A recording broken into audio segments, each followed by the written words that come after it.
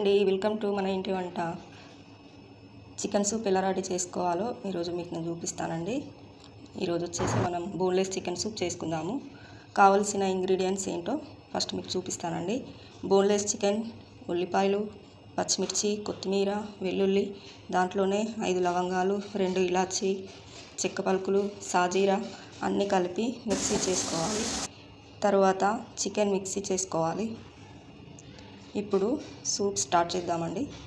First oil వేసుకోవాలండి. Oil వేడి అయ్యాక మనం మిక్సీ చేసుకున్న పేస్ట్ దాంట్లో కరివేపాకు ఆయిల్లో వేయాలి. అది కొంచెం పచ్చివాసన పోయేంత వరకు ఆయిల్లో వేయించుకోవాలి.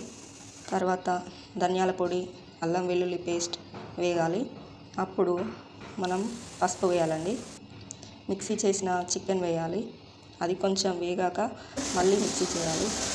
మెత్తగా పేస్ట్లా అయ్యాక అదే ప్యాన్లో చికెన్ పేస్ట్ వేసి కొంచెం కారం వేసి 2 మినిట్స్ వేయించుకోవాలండి. ఆ తర్వాత కొన్ని వాటర్ వేయాలి. కావలసినంత ఉప్పు వేసి ఆయిల్ సపరేట్ అయ్యే వరకు చికెన్ మసాలా వేసి 1 మినిట్కి మనం సర్వ్ చేసుకుంటే మన చికెన్ సూప్ రెడీ అండి. టేస్టీ చికెన్ సూప్ చాలా బాగుంటుంది. ఒకసారి మీరు ట్రై చేయండి. నా వంట మీకు నచ్చినట్లయితే షేర్ చేయండి, లైక్ చేయండి, సబ్స్క్రైబ్ చేయండి. ఓకే అండి, థ్యాంక్ యూ అండి.